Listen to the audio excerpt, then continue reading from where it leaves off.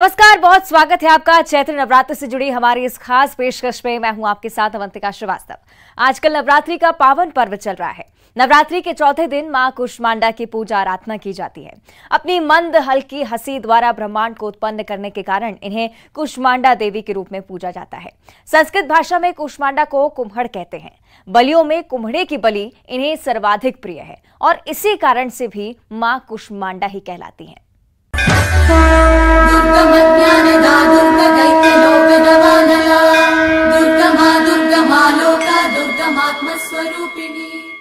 जब सृष्टि नहीं थी, चारों तरफ अंधकार ही अंधकार था, तब इसी देवी ने अपने कूष्मांडा ईशतहास्य से ब्रह्मांड की रचना की थी। इसलिए इसे सृष्टि की आदि स्वरूपा या आदि शक्ति भी कहा जाता है। इस देवी की 8 भुजाएं हैं, इसलिए अष्टभुजा कहलाती हैं। माता कूष्मांडा की पूजा से सभी फल मिलते हैं। मां कूष्मांडा की पूजा से कभी भी धन धान्य की कमी नहीं होती। नवरात्र पर्व की चतुर्थ आराध्य देवी कूष्मांडा है। अपनी मंद मुस्कान हंसी से पूरे ब्रह्मांड को आलोकित करने वाली देवी कूष्मांडा जब समस्त ब्रह्मांड अंधकार में डूब गया था, सृष्टि नहीं थी, तब देवताओं ने भगवती की आराधना की और इस ब्रह्मांड को उन्होंने उत्पन्न किया, सृष्टि को उत्पन्न किया। तभी इन देवी का नाम कूष्मांडा प्रसिद्ध हुआ। समस्त सनातन धर्मावलंबी नवरात्र के दौरान चौथे दिवस भगवती कूष्मांडा का अर्चन करते हैं, स्मरण करते हैं। कूष्मांडा पूरे ब्रह्मांड का पोषण करने वाली देवी है। जहाँ कूष्मांडा देवी की पूजन अर्चना नियम के साथ होती है, विधिवत होती है, वहाँ पर कभी अकाल नहीं पड़ता है, दुर्भिक्ष नहीं पड़ता है, अन्न धन की कोई कमी नहीं रहती है, अन्नपूर्णा सदैव प्रसन्न रहती है।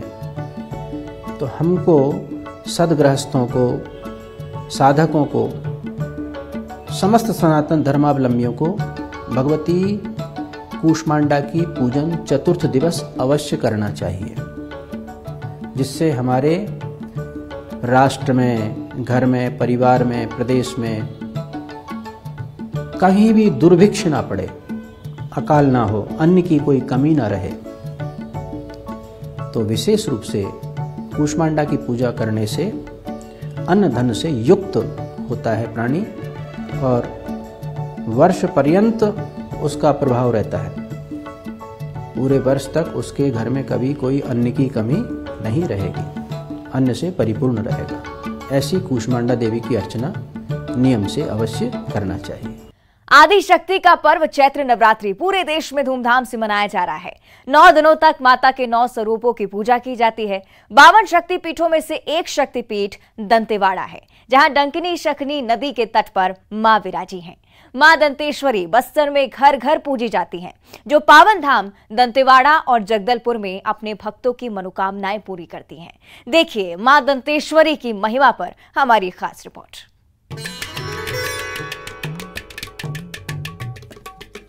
शक्ति और उपासना का पर्व चैत्र नवरात्रि, जिसमें माता के हर रूप की पूजा की जाती है और भक्त अपनी मनोकामना पूरी करने के लिए मां दंतेश्वरी के दरबार पहुंचते हैं। 52 शक्तिपीठों में एक शक्तिपीठ दंतेवाड़ा है। कहा जाता है कि बस्तर के काकतीय वंश के राजा अनंत देव वारंगल से अपनी कुल देवी को बस्तर लाए थे। उनकी कुल देवी आज जन जन की देवी के रूप में पूजा होती है। मां की प्राचीन प्रतिमा आज भी विराजमान है। चैत्र नवरात्र का पर्व और मां दंतेश्वरी की आराधना। मां दंतेश्वरी की मूर्ति सफ़ेद संगमरमर से निर्मित की गई है और इस मंदिर का निर्माण 1890 में राजा रुद्र प्रताप देव ने कराया था। आंध्र प्रदेश और तेलंगाना के वारंगल से मां दंतेश्वरी बस्तर के राजाओं के साथ बस्तर पहुंची थी और राज देवी के रूप में जानी गई, जिसके बाद आज बस्तर में जन जन की देवी के रूप में भी पूजी जाती है। बस्तर में पहली पूजा मां दंतेश्वरी की जाती है।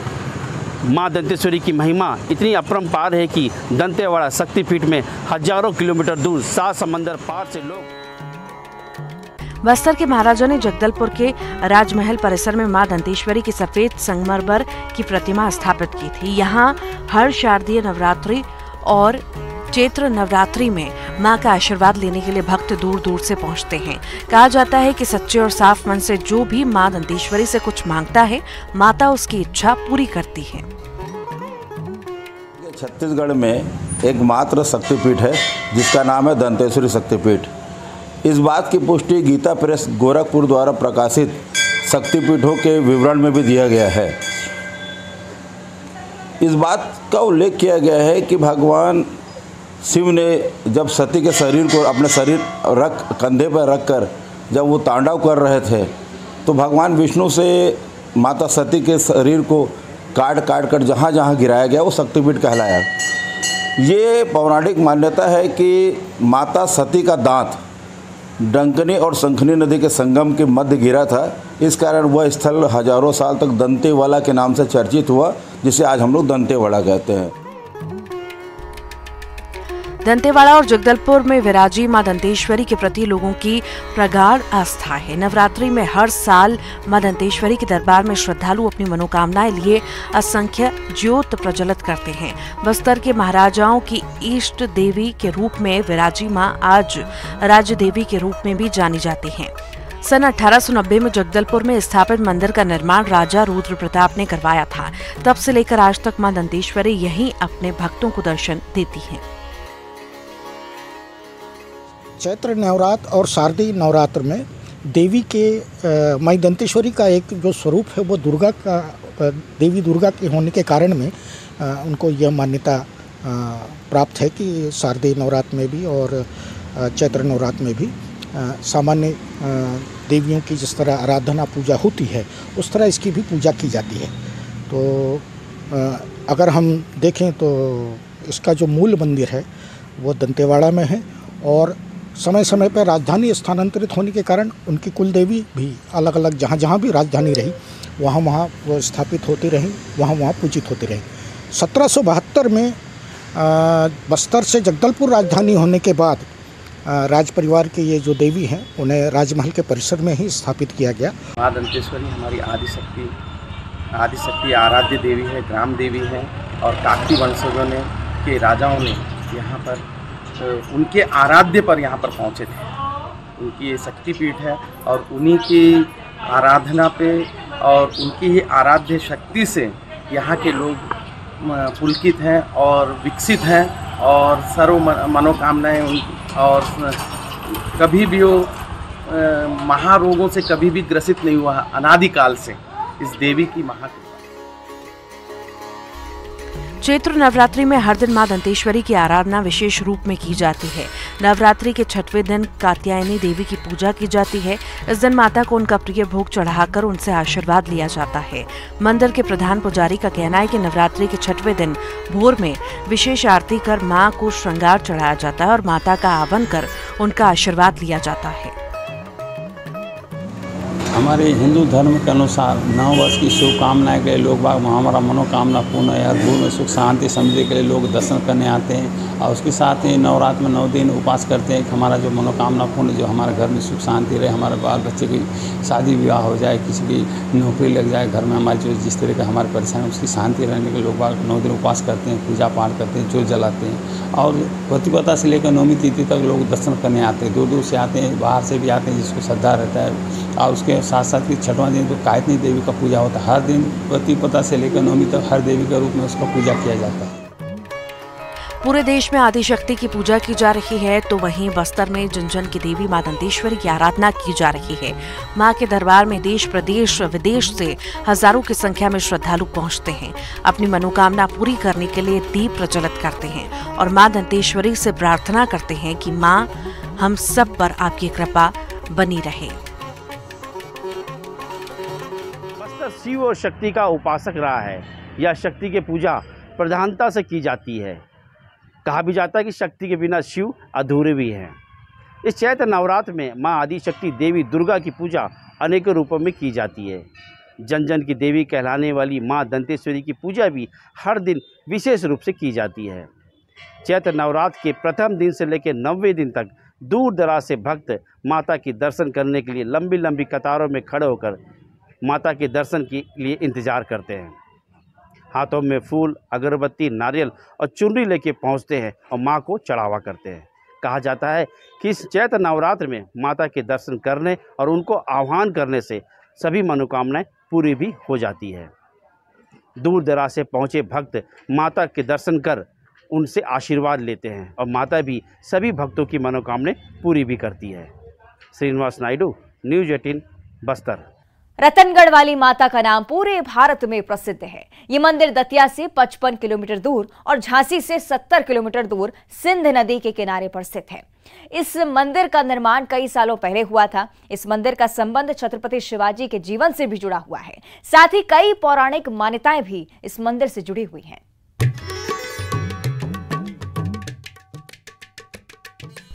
घनघोर जंगल में 1000 फीट से ज्यादा ऊपर पर्वत पर विराजमान ये देवी हैं रतनगढ़ देवी। इनके बारे में ऐसी किंवदंती है कि 15वीं सदी में राजा रतन सेन के घर में इन्होंने जन्म लिया और तब इनका नाम था राजकुमारी मांडुला। ये जन्म से ही बहुत सुंदर और विलक्षण थी। इनके बाल भी बिल्कुल सुनहरे थे। इनकी सुंदरता की ख्याति खिलजी वंश तक पहुंची तो तत्कालीन शासक महमूद खिलजी ने राजा रतन सेन पर आक्रमण कर दिया। राजा रतन सेन की पराजय नजदीक देख राजकुमारी मांडुला ने जौहर कर लिया। मांडुला के जौहर के बाद इनकी ख्याति दूर दूर तक फैलती गई और इनका पहाड़ी पर मंदिर बन गया। धीरे धीरे लोक देवी के रूप में ये स्थापित हो गयी और आज इनकी ख्याति कई राज्यों में है। ग्रामीणों के लिए क्षेत्र की वैष्णो देवी हैं। इनके बारे में ये मान्यता है कि अगर किसी व्यक्ति या जानवर को सांप काट ले और वह व्यक्ति अगर माता रतनगढ़ का नाम लेकर बांध ले तो उस व्यक्ति पर सांप के जहर का असर नहीं होता। बस दीपावली की भाई दूज पर लगने वाले मेले में सर्पदंश से पीड़ित व्यक्ति को यहाँ आना पड़ता है और व्यक्ति हमेशा के लिए ठीक हो जाता है।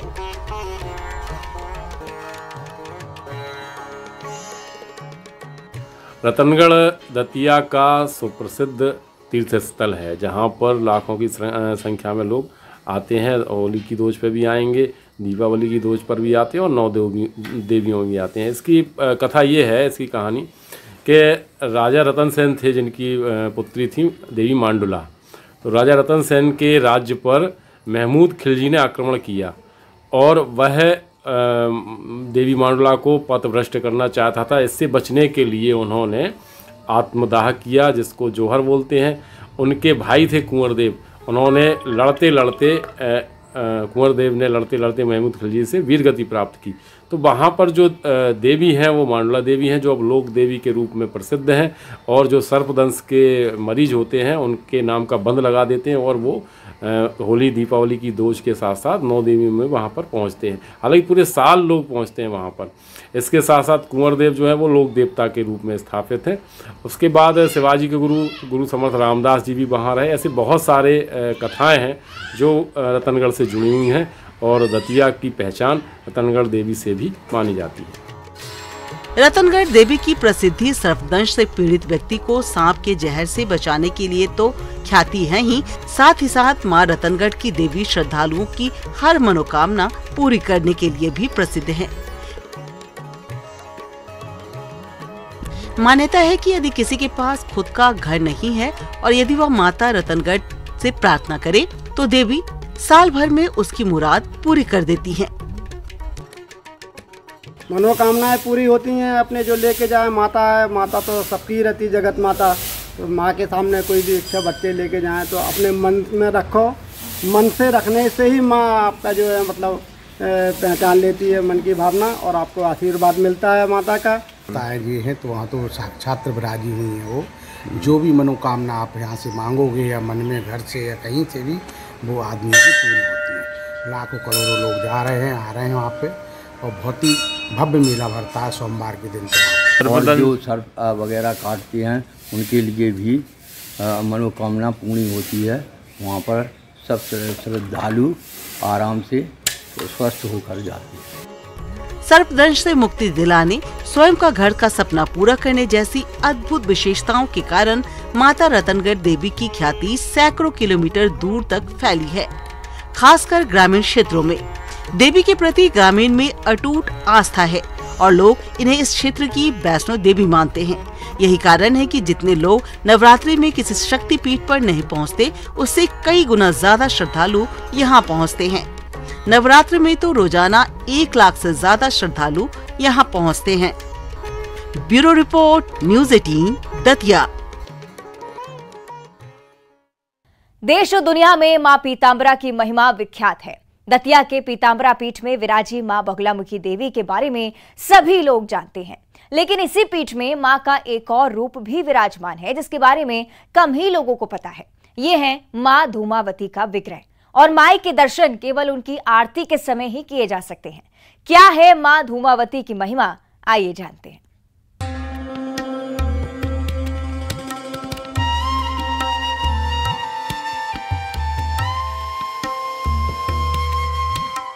दतिया का पीताम्बरा पीठ दुनिया में विख्यात है। यहाँ दूर दूर से भक्त माँ के दर्शन करने आते हैं और माई उनकी खाली झोली को यहाँ भर देती है। लेकिन इसी के साथ ही इस अद्भुत और सिद्ध स्थान पर माँ धूमावती का भी मंदिर है। जी हाँ, माँ धूमावती और माँ के स्वरूप और मंदिर के बारे में कम ही लोगों को पता है, लेकिन दिलचस्प ये है कि माँ धूमावती का देश में एकमात्र मंदिर दतिया में ही मौजूद है। माँ के बारे में वर्णन है कि माँ धूमावती युद्ध की देवी हैं और उनके स्वरूप के बारे में बताया जाता है कि वैधव्य रूप में यहाँ दर्शन देती हैं।